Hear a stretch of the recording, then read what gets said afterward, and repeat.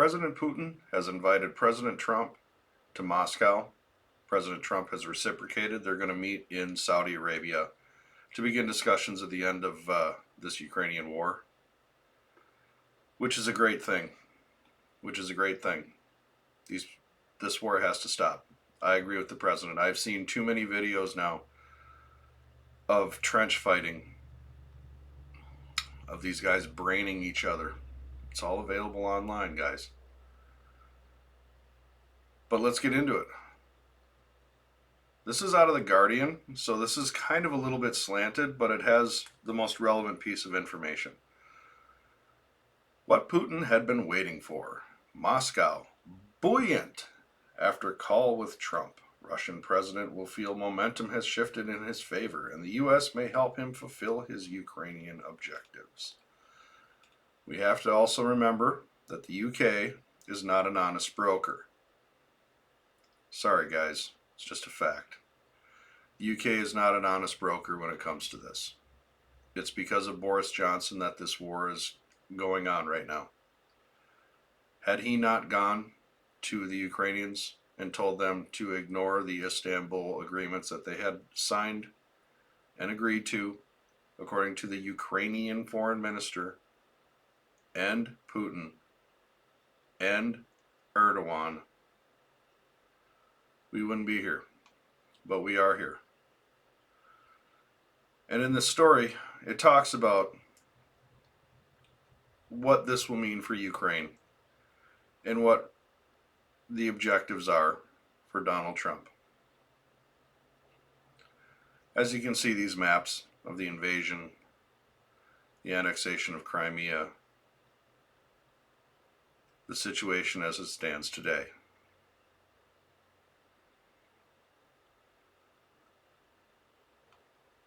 This is a transformative moment. This could be a very transformative moment in world history. President Trump sees the big picture. It's obvious to me that he sees things in a big picture. I think it's very appropriate, this picture right here, and I'm going to use it as my thumbnail, of President Trump standing in front of Ronaldus Magnus the Great.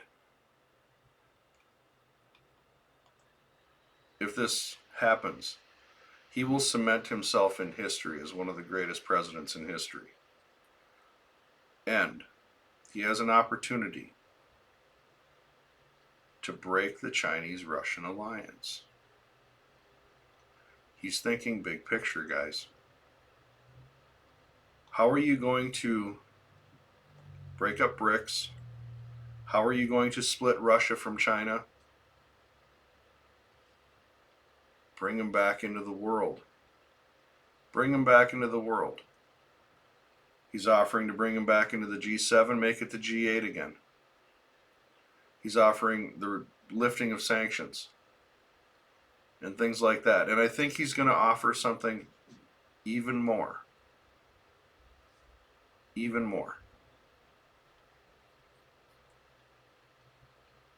The mood in Moscow political circles was buoyant on Thursday morning. Several pro-Kremlin observers pointed out the timing of the call between the two leaders, noting that Trump had only informed Vladimir Zelensky afterwards, in effect imposing the terms of the conversation to the Ukrainian president.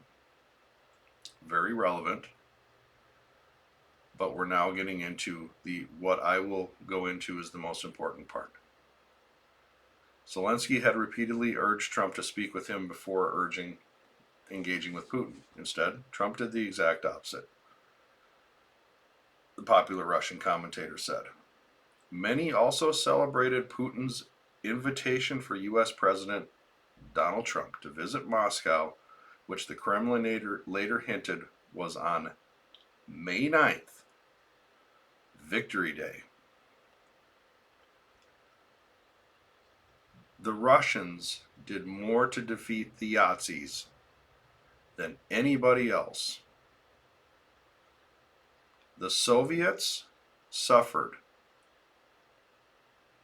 This is according to the National Institute of Health on their National Library of Medicine website. They conclude that the official estimate adopted since 1990 of 26 to 27 million deaths is probably accurate. And note that most of the Soviet citizens who died were civilians. They were Untermensch. This was a war of annihilation. Anyone who's paid attention to history knows exactly what this is. The Slavs were seen as a lesser race. Untermensch. I know I'm butchering it. I don't care. Doesn't deserve to be spoken properly for that meaning.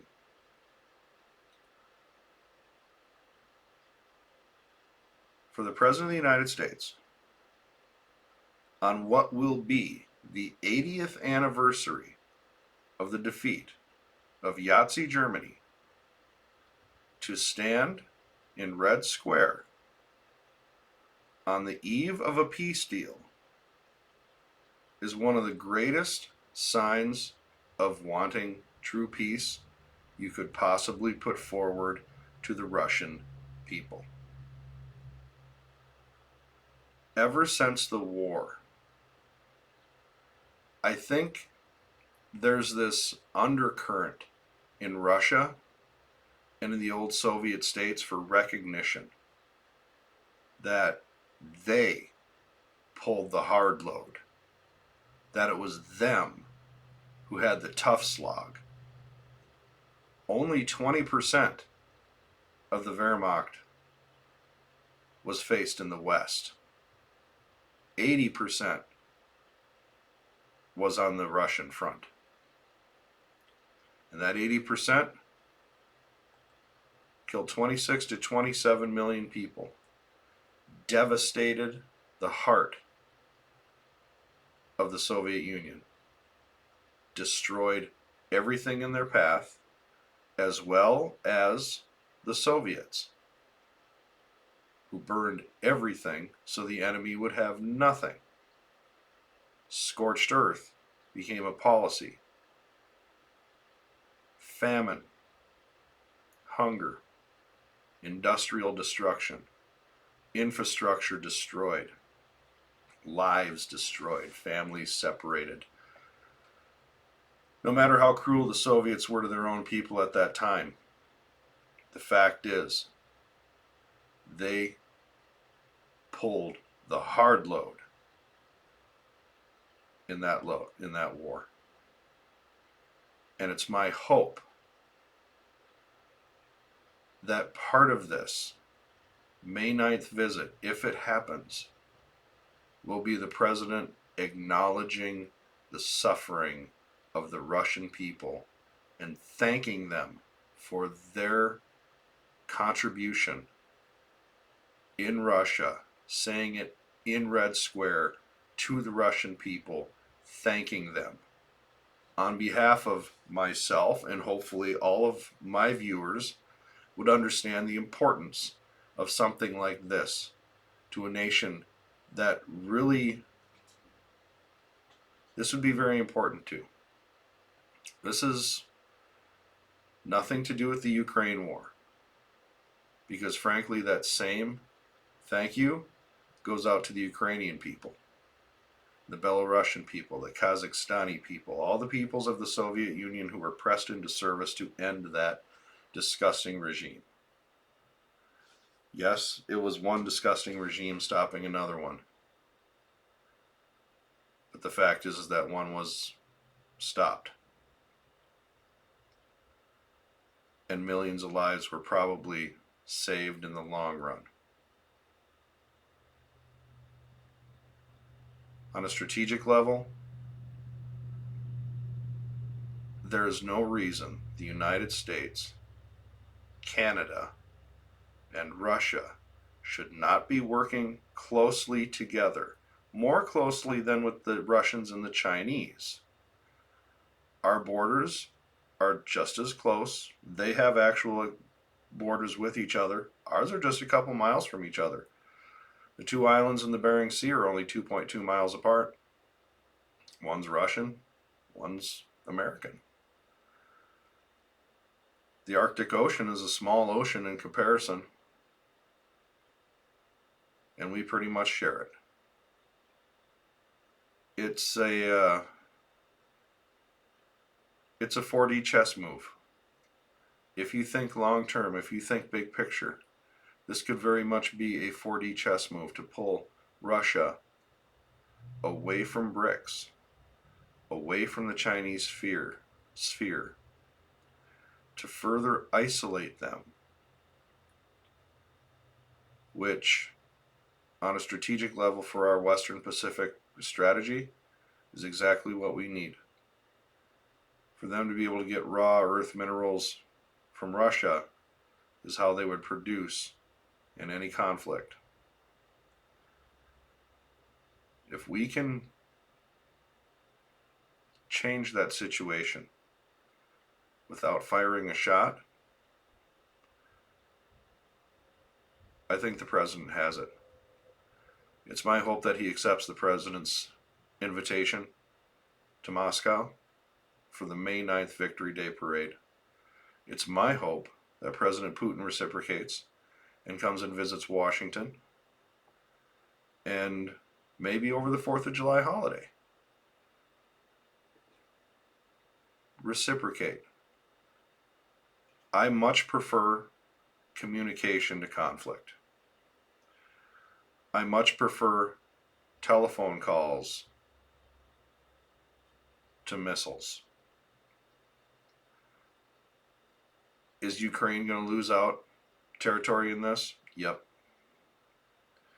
There isn't much that can be done about that unless we're willing to start World War III or fund them to the tune that they would require, which is trillions of dollars very likely, because they just don't have the means to do it. And we don't have the means to fund that.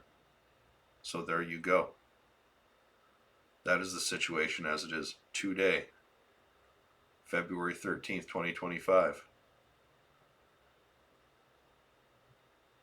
I hope these invitations are accepted. I think it'd be a great thing. Communication over conflict. The tripartite summit that he proposed with Putin, Xi, and him would be a beautiful, beautiful thing. Whatever comes of it, comes of it, but the fact that the three leaders would sit down and unilaterally talk, I think would be magnificent. Anything that opens up the lines of communication, I'm for. My thought is big picture. I understand this won't be good for some, but hopefully it's good for all the rest of us. I support the president going to Moscow. I support him doing it on May 9th and participating in the May 9th Victory Day parade with the Russians. They deserve it. They deserve the acknowledgement for their past actions, not their current ones. I do appreciate you stopping by and listening to me rant about this, though. I wanted to put a little bit of a historical perspective onto the symbolism of the May 9th date. And I hope you'll come back again. If you will, like, subscribe, and I will thank you.